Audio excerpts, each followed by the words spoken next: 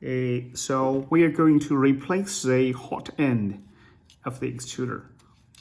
So first, take off the fan cover so we can see the inside. Now we need to unscrew the 4 bolts here. 1, 2. On the top, there are 2, 3, 4.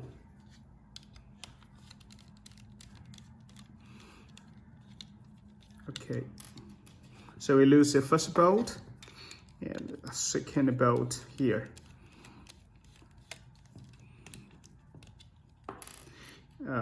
It seems my extruder has already did not have the 2 R's. And also, here are 2 more bolts.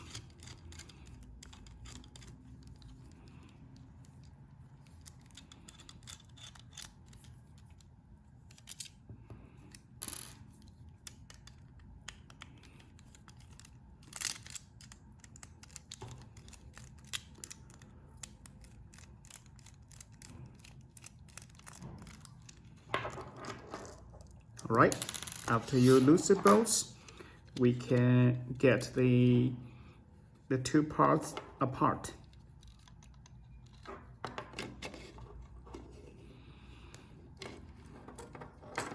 Okay, so now we need to lose the 2 bolts of the fan so we can get the fan off.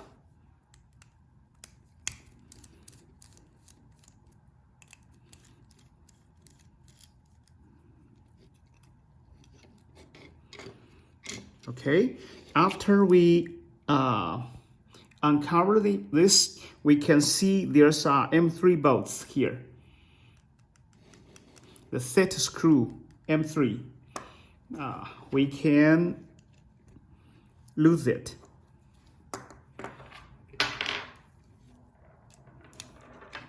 Turn it anti-clockwise 1 or 2 times so we can disassemble the hot end.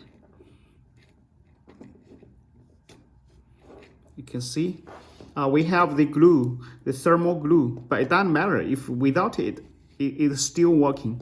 We just want to increase the thermal transmission, so we have this glue. We can pull this off.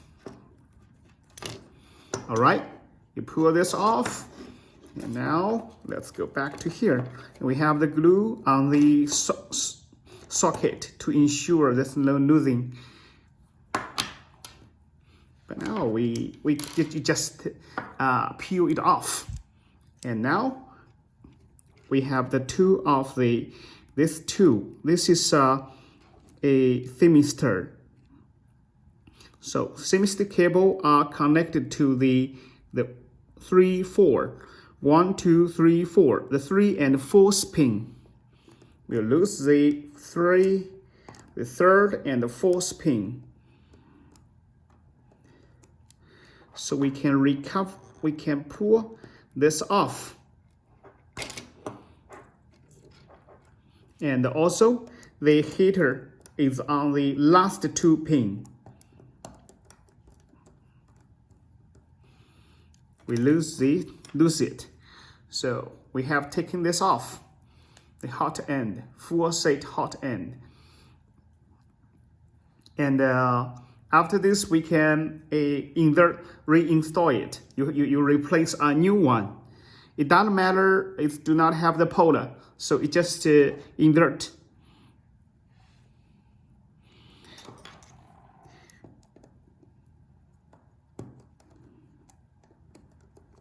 You can lose a little bit more because I want more space. So we have already dipped in the zinc, so it's easy for you to invert.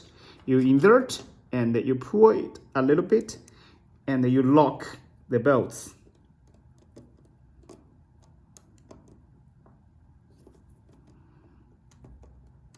Oh, sorry. The 3rd one, 3rd and 4th.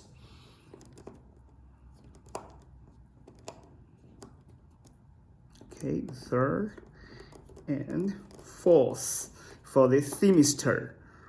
It has to be tight to ensure good contact. If it's loose, it will report number 5 or number 7. Okay, we have the last 2 pins of the heater. Insert the heater cable into the socket, and you pull the cable a little bit, so the contact pin should be inside. Then we lock the last 2 bolts.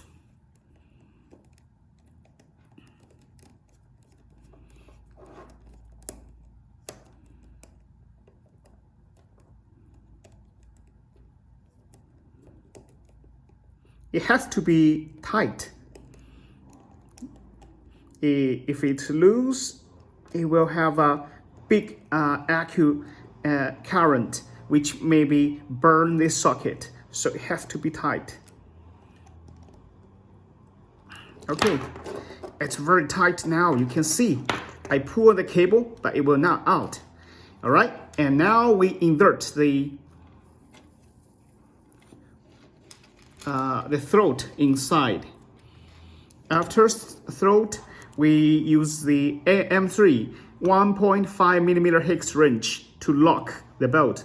This is M3 here. We insert and lock it.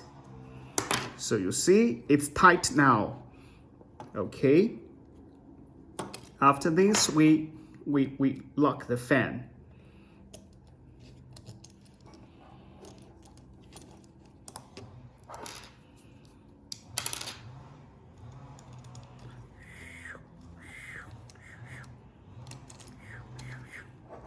Yes. Look.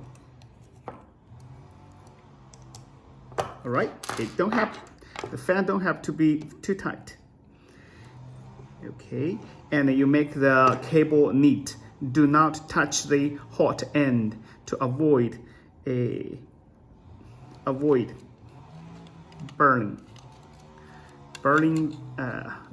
the insulated cable. Okay, we should insert this back.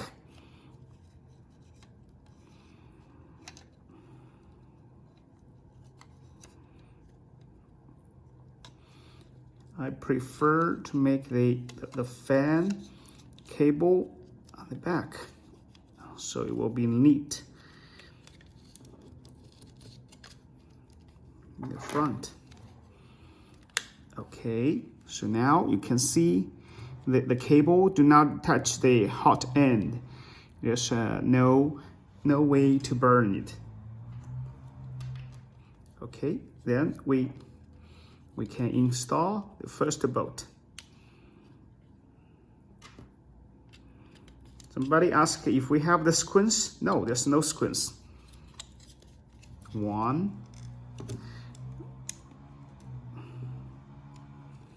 2.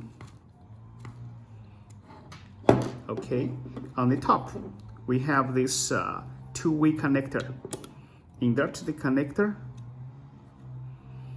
match the hole,